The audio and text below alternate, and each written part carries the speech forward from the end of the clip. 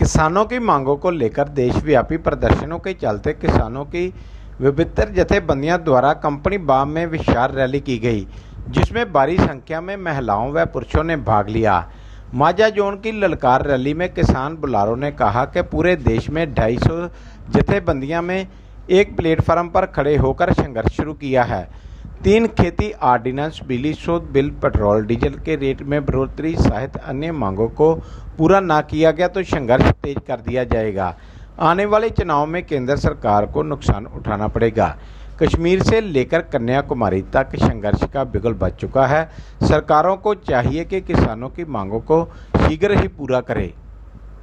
सारे हिंदुस्तान ਦੇ ਵਿੱਚ ਇਕੱਠੇ ਹੋਏ ਆ। ਕੰਨਿਆਕੁਮਾਰੀ ਤੋਂ ਲੈ ਕੇ ਤੇ ਕਸ਼ਮੀਰ ਤੋਂ ਲੈ ਕੇ ਕੰਨਿਆਕੁਮਾਰੀ ਤੱਕ ਆਪਾਂ ਸਾਰੇ ਆਲ ਇੰਡੀਆ ਦੇ ਵਿੱਚ ਪ੍ਰੋਟੈਸਟ ਕਰ ਰਹੇ ਆ ਇੱਕ ਝੰਡੇ ਦੇ ਹੇਠ ਹੋ ਕੇ, ਕਿਉਂ ਮੋਦੀ ਸਰਕਾਰ ਸਾਰੇ ਸਾਡੇ ਨਾਲ ਵਾਅਦੇ ਸਾਡੇ ਨਾਲ ਜੋ ਕੀਤੇ ਸੀ ਉਹਦੇ ਉਲਟ ਭੁਗਤਣ ਰਹੀ ਆ। ਜੋ ਸਾਡੇ ਤੋਂ ਦੁੱਖ ਤਕਲੀਫਾਂ ਕਾਂਗਰਸ ਸਰਕਾਰ ਤੋਂ ਹੀ ਉਹ ਇਹ ਲੈ ਕੇ ਆਈ ਆ।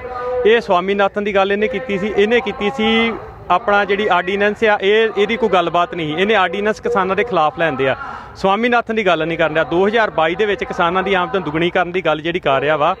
ਜਿਹੜੀ ਬਾਸਮਤੀ ਸਾਡੀ 4400-4500 ਨੂੰ ਵਿਕੀ 2014 ਦੇ ਵਿੱਚ, ਅੱਜ ਉਸੋ ਹੀ ਬਾਸਮਤੀ ਸਾਡੀ 1500 ਲੈ ਕੇ 2000 ਤੱਕ ਵਿਕਣ ਡਈ ਆ। ਕਿਹੜੀ 2022 ਦੇ ਵਿੱਚ ਕਿਹੜੀ ਡਬਲ ਜਿਹੜੀ ਇਨਕਮ ਦੀ ਸਾਡੀ ਗੱਲ ਕਰ ਰਿਹਾ ਵਾ। ਇਸ ਦੇ ਕਰਕੇ ਸਾਡੇ ਹੋਰ ਉੱਤੇ ਸਾਡੀ ਮੰਡੀ ਬੋਰਡ ਤੋੜਨ ਦੀ ਗੱਲ ਆ ਗਈ ਆ।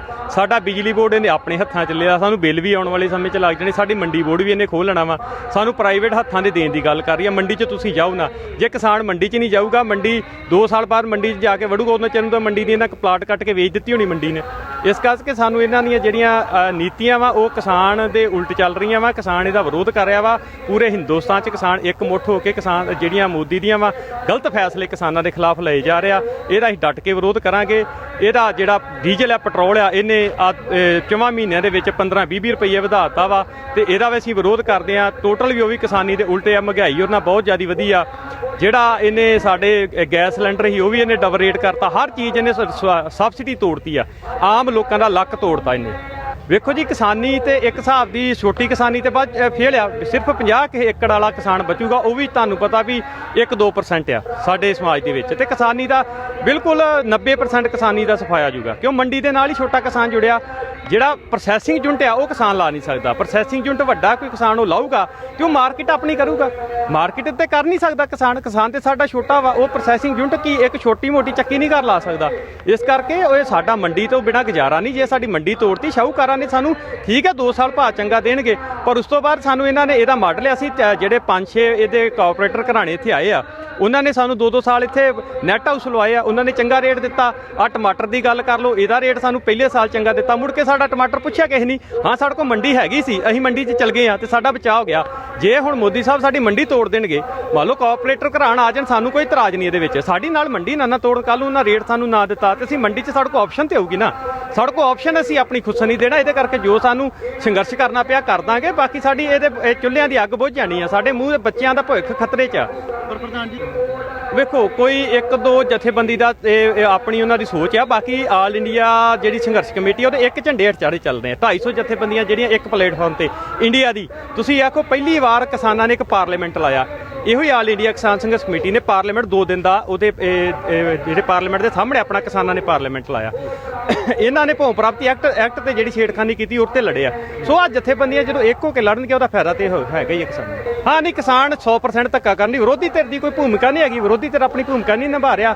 ਉਹ ਅੰਦਰ ਵੜ ਕੇ ਬੈਠਾ ਵਾ, ਨਾ ਤੇਲ ਦੀਆਂ ਕੀਮਤਾਂ ਤੇ ਬੋਲਿਆ, ਨਾ ਆਰਡੀਨੈਂਸ ਦੇ ਖਿਲਾਫ ਬੋਲਣ ਡਿਆ। ਇਸ ਕਰਕੇ ਕਿਸਾਨਾਂ ਨੂੰ ਆਪਣੀ ਲੜਾਈ ਆਪ ਹੀ ਲੜਨੀ ਪਊਗੀ। ਕਿਸਾਨ ਹੀ ਡਟ ਕੇ ਲੜ ਰਹੇ ਆ। ਅੱਜ ਦੇਸ਼ ਭਰ ਦੇ ਵਿੱਚ ਹੀ ਕਿਸਾਨ ਸਭਾਵਾਂ ਵੱਲੋਂ ਕਮ ਸੇ ਕਮ 250 ਕਿਸਾਨ ਜਥੇਬੰਦੀਆਂ ਇਕੱਠੀਆਂ ਕਿਸਾਨ ਤੇ ਮਜ਼ਦੂਰ ਵਿਰੋਧੀ ਜਿਹੜੇ ਮੋਦੀ ਸਰਕਾਰ ਨੇ ਆਰਡੀਨੈਂਸ ਲਿਆਂਦੇ ਆ, ਜਿਹਦੇ ਤਹਿਤ ਇੱਕ ਕਣਕ, ਝੋਨਾ, ਮੱਕੀ, ਕਪਾਹ, ਦਾਲਾਂ ਆਦਿ ਦੇ ਜਿਹੜੇ ਪਹਿਲੋਂ ਸਰਕਾਰ ਮੁੱਲ ਫਿਕਸ ਕਰਦੀ ਸੀ, ਉਹਦੇ ਤੋਂ ਦੌੜਨ ਵਾਲੀ ਗੱਲ। ਇੱਕ ਮੰਡੀ ਦੇ ਵਿੱਚੋਂ ਚੁੱਕਣ ਦਾ ਮਸਲਾ, ਉਹਦੇ ਤੋਂ ਦੌੜਨ ਵਾਲੀ ਗੱਲ। ਤੇ ਜਿਹੜੇ ਪ੍ਰਾਈਵੇਟ ਵਪਾਰੀ ਆ ਉਹਨਾਂ ਨੂੰ ਖੁੱਲ੍ਹ ਦੇ ਦੇਣੀ ਕਿ ਤੁਸੀਂ ਉਹ ਖਰੀਦ ਸਕਦੇ ਜੇ ਜਿੰਨਾ ਮਰਜ਼ੀ। ਇਹ ਮੰਡੀਆਂ ਉਜਾੜਨ ਵਾਲੇ ਆਰਡੀਨੈਂਸ ਨੇ। ਇਸ ਕਰਕੇ ਅੱਜ ਦੇਸ਼ ਭਰ ਦੇ ਵਿੱਚ ਇਹ ਜਿਹੜਾ ਪਾਰਲੀਮੈਂਟ ਸੈਸ਼ਨ ਅੱਜ ਪਹਿਲੇ ਦਿਨ ਚੱਲ ਰਿਹਾ, ਉਸ ਦਿਨ ਦੇ ਉੱਤੇ ਇਹ 250 ਦੇ ਕਰੀਬ ਕਿਸਾਨ ਜਥੇਬੰਦੀਆਂ ਅੱਜ ਰੈਲੀਆਂ, ਮੁਜ਼ਾਹਰੇ, ਜਲਸੇ, ਪ੍ਰਦਰਸ਼ਨ ਇਹ ਕਰ ਰਹੀਆਂ। ਅੱਜ ਦਾ ਇਹ ਜਿਹੜਾ ਵੱਡਾ ਇਕੱਠ ਆ ਇਹ ਮਾਝੇ ਜੂਨ ਦਾ ਇਕੱਠ ਆ ਔਰ ਇੱਥੇ ਪੰਜਾਬ ਦੇ ਵਿੱਚ 14 ਕਿਸਾਨ ਜਥੇਬੰਦੀਆਂ ਵਾ ਜਿਹੜੀਆਂ ਉਸ ਆਲ ਇੰਡੀਆ ਕਿਸਾਨ ਕੋਆਰਡੀਨੇਸ਼ਨ ਕਮੇਟੀ ਦੇ ਨਾਲ ਜੁੜੀਆਂ। ਇਹ ਸਾਡਾ ਅੱਜ ਦਾ ਪ੍ਰੋਗਰਾਮ ਆ ਔਰ ਅਸੀਂ ਸੰਘਰਸ਼ ਆਪਣਾ ਜਾਰੀ ਰੱਖਾਂਗੇ। ਕੀ ਇਹਦੇ ਵਿੱਚ ਸਭ ਤੋਂ ਵੱਡੀ ਮਾੜੀ ਗੱਲ ਇਹ ਆ ਕਿ ਜਿਹੜਾ ਇੱਕ ਲੰਬੇ ਚੌੜੇ ਸੰਘਰਸ਼ਾਂ ਤੋਂ ਬਾਅਦ ਸਰਕਾਰ ਤੇ ਦਬਾਅ ਪਾ ਕੇ ਪਿੰਡਾਂ ਦੇ ਵਿੱਚ ਮੰਡੀਆਂ ਬਣਾਈਆਂ, ਸਰਕਾਰੀ ਖਰੀਦ ਸ਼ੁਰੂ ਕੀਤੀ ਜਿਨਸਾਂ ਦੀ, ਔਰ ਹੁਣ ਮੋਦੀ ਦੀ ਸਰਕਾਰ ਉਹ ਖਰੀਦ ਤੋਂ ਭੱਜਣ ਡਈ ਆ।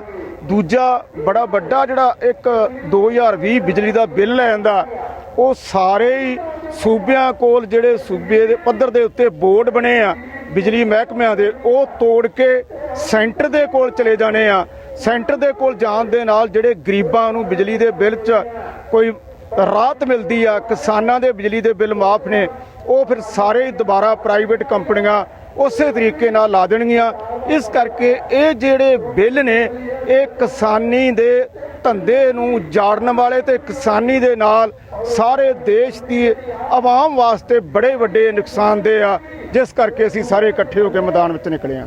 ਬਿਲਕੁਲ ਇਹ ਗੱਲ ਸਹੀ ਆ, ਕਿਉਂਕਿ ਇਹ ਇੱਕ ਧੰਦਾ ਜਿਹੜਾ ਕਿਸਾਨੀ ਦਾ ਇਹ ਹਾਲੀ ਦੇਸ਼ ਦੇ ਵਿੱਚ ਜਿਹਦੇ ਵਿੱਚ ਸਭ ਤੋਂ ਵੱਧ ਰੁਜ਼ਗਾਰ ਆ ਔਰ ਸਭ ਤੋਂ ਵੱਧ ਫਿਰ ਵੀ ਕੁਝ ਕਿਸਾਨਾਂ ਦੇ ਕੋਲ ਮੁਨਾਫਾ, ਔਰ ਜਿਹੜੀਆਂ ਪ੍ਰਾਈਵੇਟ ਕੰਪਨੀਆਂ ਤੇ ਮੋਦੀ ਦੀ ਸਰਕਾਰ ਆ ਉਹਦੀ ਇੱਕ ਸੋਚ ਆ ਕਿ ਹੁਣ ਜ਼ਮੀਨਾਂ ਵੀ ਆਪਣੇ ਕਬਜ਼ੇ ਵਿੱਚ ਲੈ ਲਈਆਂ ਜਾਣ ਤੇ ਜਿੰਨਾ ਵੱਧ ਤੋਂ ਵੱਧ ਤੋਂ ਮੁਨਾਫਾ ਕਮਾ ਕੇ ਮੁੜ ਕੇ ਮਹਿੰਗੀਆਂ ਚੀਜ਼ਾਂ ਜਿਹੜੀਆਂ ਉਹ ਫਸਲਾਂ ਜਿਹੜੀਆਂ ਉਹ ਵੇਚੀਆਂ ਜਾਣ।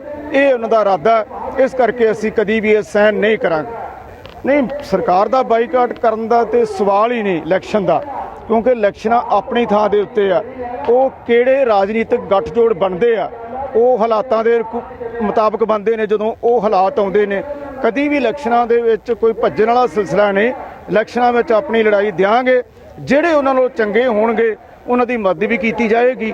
ਇਸ ਤਰੀਕੇ ਨਾਲ ਅੱਜ ਇਹ ਕਿਸਾਨ ਜਥੇਬੰਦੀਆਂ ਇਸ ਸੋਚ ਤੋਂ ਉੱਪਰ ਉੱਠ ਕੇ ਇਹ ਕੰਮ ਕਰ ਰਹੀਆਂ ਨੇ ਕਿ ਜਿਹਦੇ ਵਿੱਚ ਕੋਈ ਇਸ ਤਰ੍ਹਾਂ ਦੇ ਆ ਜਿਹੜੀਆਂ ਜਥੇਬੰਦੀਆਂ ਦਾ ਅੱਜ ਪ੍ਰੋਗਰਾਮ ਹੈ, ਇਹ ਰਾਜਨੀਤਿਕ ਤੌਰ ਤੇ ਇਹਨਾਂ ਦੇ ਮਤਭੇਦ ਨੇ ਕਈ ਕਿਸਮ ਦੇ, ਪਰ ਇਸ ਮਸਲੇ ਉੱਤੇ ਸਾਰੀਆਂ ਇਕੱਠੀਆਂ ਕਿ ਕੱਲਾ ਇਹ ਜਥੇਬੰਦੀਆਂ ਨਹੀਂ ਆ, ਅੱਜ ਹੋਰ ਜਥੇਬੰਦੀਆਂ ਵੀ ਜਿਹੜੀਆਂ ਸਾਡੇ ਨਾਲ ਨਹੀਂ ਰਲੀਆਂ, ਕਿਉਂਕਿ ਤੁਸੀਂ ਸੁਣਿਆ ਆ ਮੈਂ ਅਪੀਲ ਕੀਤੀ ਕਿ ਸਾਰੇ ਇਕੱਠੇ ਹੋਣ, ਜਿਹੜੇ ਬਾਕੀ ਵੀ ਬਾਹਰ ਨੇ।